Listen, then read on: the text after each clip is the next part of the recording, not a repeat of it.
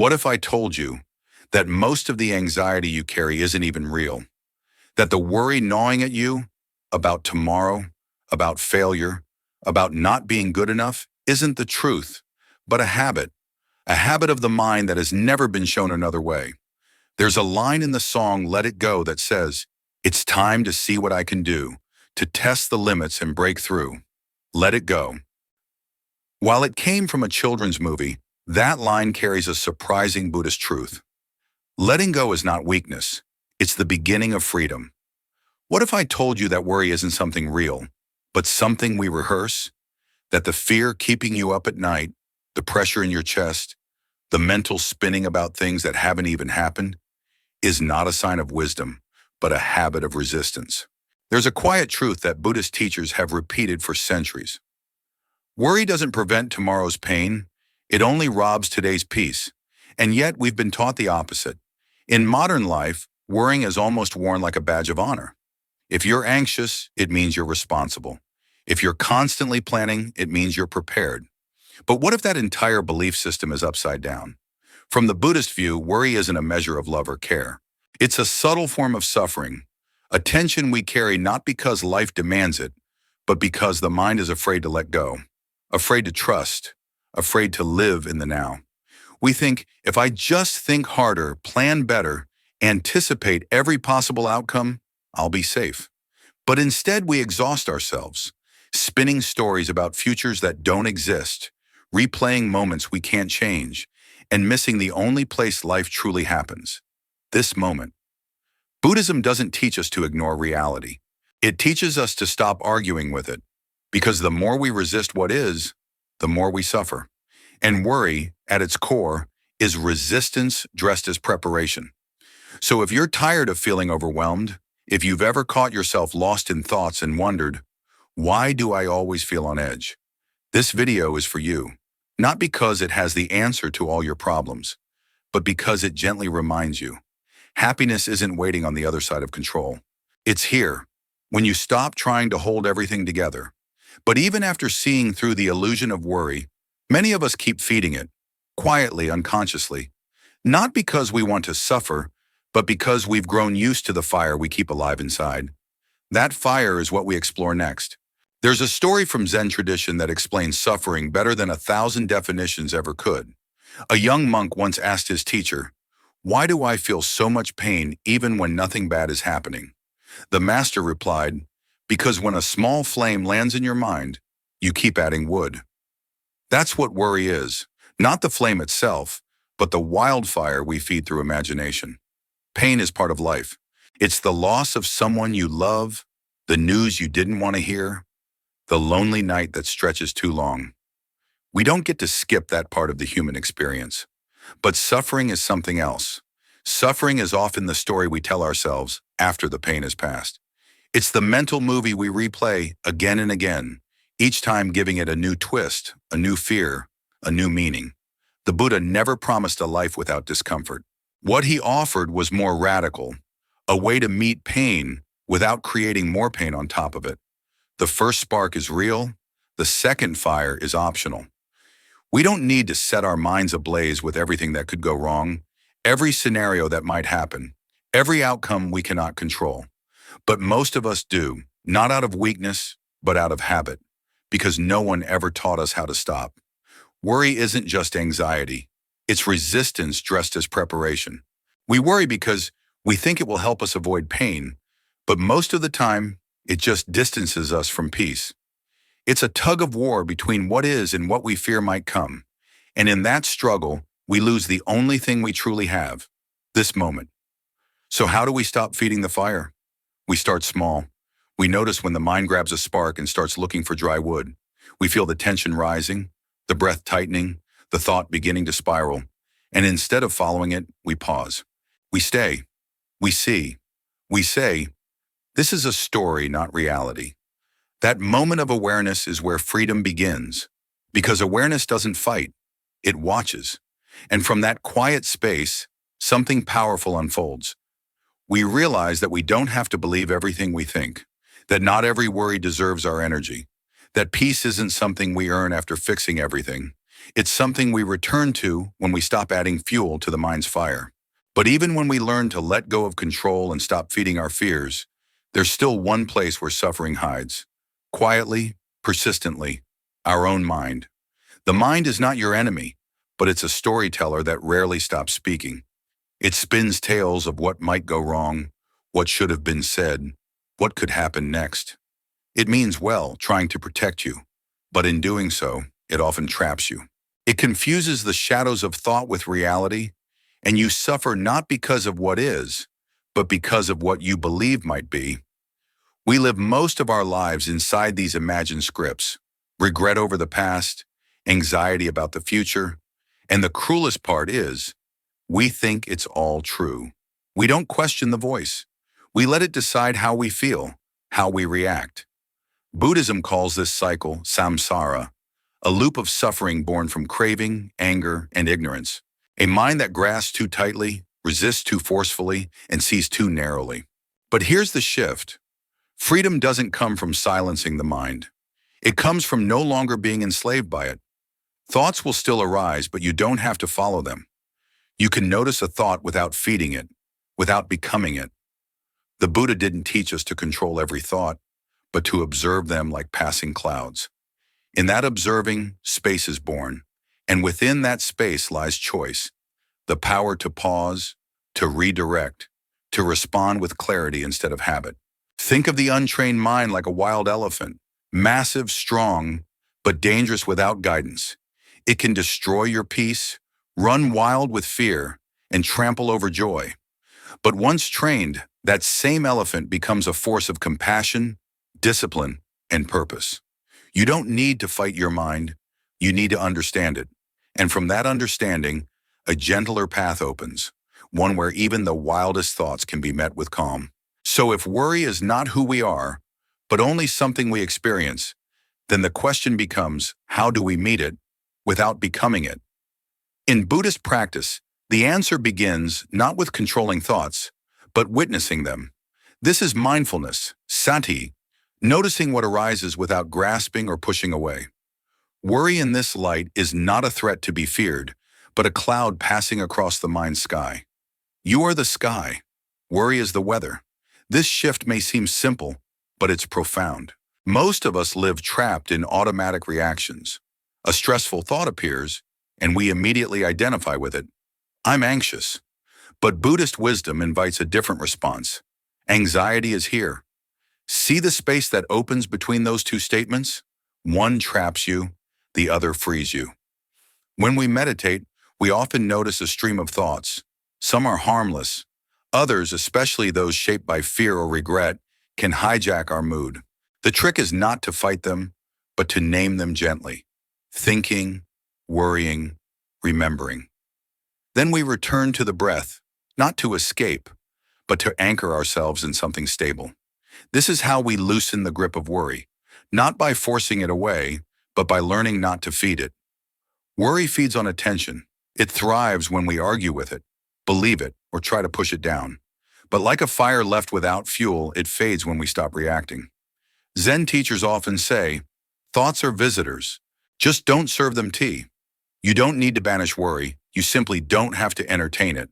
And perhaps most importantly, we remember this. You are not your thoughts. You are the awareness that sees them. Anything that can be observed can also be released. Worry might arise, but it doesn't have to define you. It's a ripple on the surface, not the depth of the ocean. When we practice in this way, even moments of anxiety become doorways, not into panic, but into presence, into a quiet kind of strength that watches the storm pass without being pulled into it. So far, we've uncovered how worry is not just pain, but our mind's reaction to it. And that leads us to the next solution. Come back to the moment, because the present is the only place where worry can't survive. I remember once asking a Zen teacher, what's the fastest way to end anxiety? He smiled and said, bring your mind where your body already is. It sounded almost too simple, but over time, I understood its power. You see, most of our suffering isn't because of what's happening now. It's because our minds have wandered into imagined futures or recycled pasts. We're eating lunch but already anxious about next week. We're walking home, but stuck in yesterday's regrets. Buddhism teaches that this disconnection from the now is where suffering begins. The mind, when left untrained, time travels. It creates fear, doubt, projections, and calls it reality. There's a story of a monk being chased by a tiger. He falls off a cliff, grabs a vine, and hangs between death above and below. Suddenly, he spots a wild strawberry. He picks it, eats it, and smiles. It was the sweetest thing he'd ever tasted. That moment of presence amidst chaos is freedom, and that freedom is available to you too. Come back to the moment isn't just poetic advice. It's a practical practice, a breath, a step, a single conscious movement. Washing your hands and feeling the water, listening to someone without planning your reply, tasting your food without rushing through it. This isn't escapism, this is arriving. Mindfulness in Buddhism isn't confined to the meditation cushion. It's a way of meeting life fully, one moment at a time. And when we do, something shifts. The noise quiets, the mind stops spinning, and the grip of worry loosens its hold.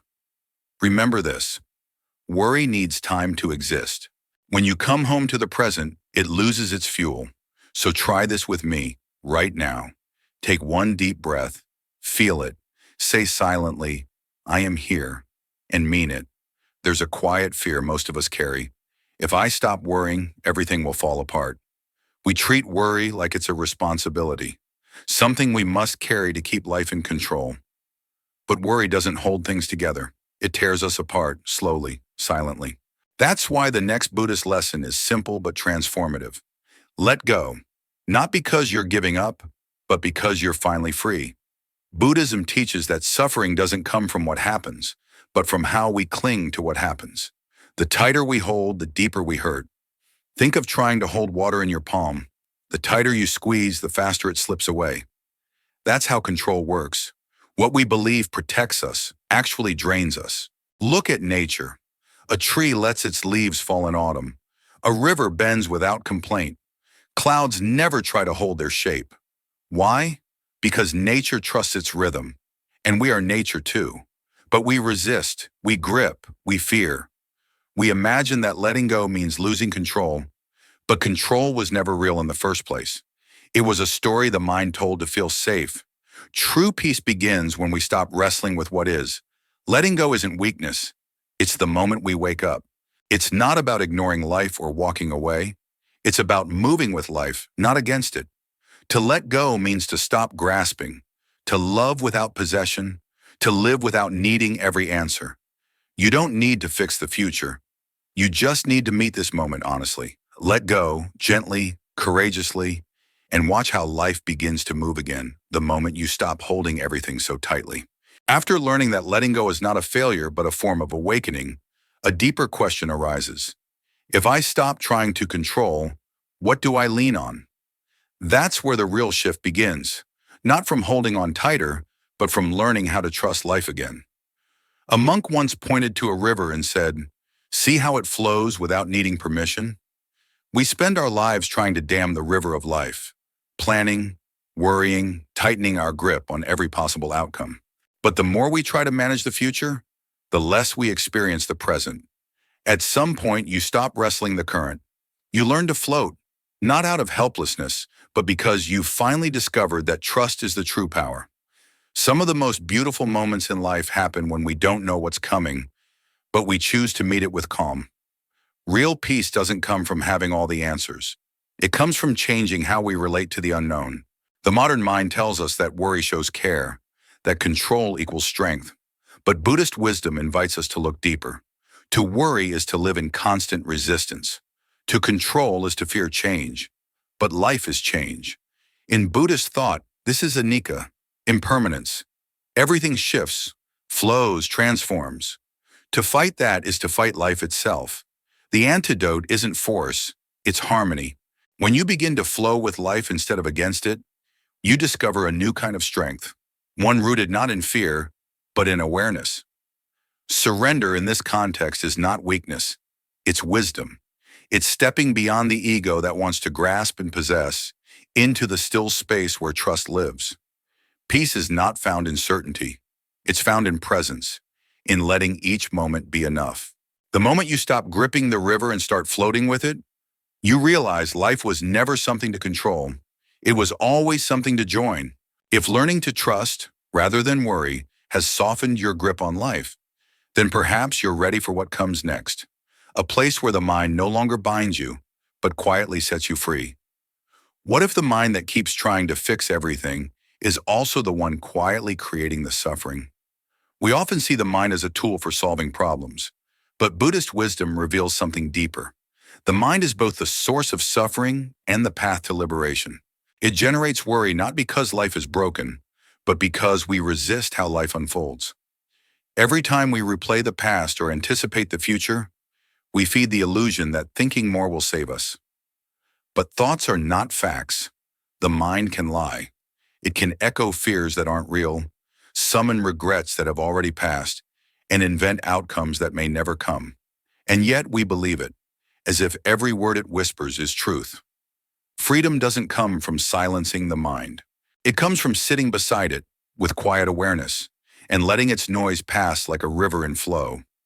Meditation isn't about clearing all thoughts. It's about noticing them without being swept away. It's about becoming the sky, not the storm. When you stop feeding fear, you stop giving it power. Letting go doesn't mean giving up. It means you stop carrying what was never yours to begin with. In that release, something powerful happens. The stillness you feared becomes your sanctuary. And in that stillness, you rediscover yourself. Not the version entangled in thought, but the one quietly watching, already whole. Peace doesn't arrive all at once. It comes quietly, like morning light through a half-open window. Only when you stop trying to force it. Maybe that's the greatest truth of all. Healing begins not with effort, but with permission. The permission to be here, to breathe, to feel, to not have the answers, and still be whole. You are not the chaos in your mind. You are the one who watches. And the one who watches can choose silence over fear, trust over control, presence over worry. Let that choice begin today, because the world doesn't need a more perfect you. It needs a more peaceful you. If you felt something shift inside, even a little, write it down in the comments. Share the one belief you're ready to release. And if this message became a mirror for your soul, subscribe. Not because it's expected, but because your journey deserves a companion.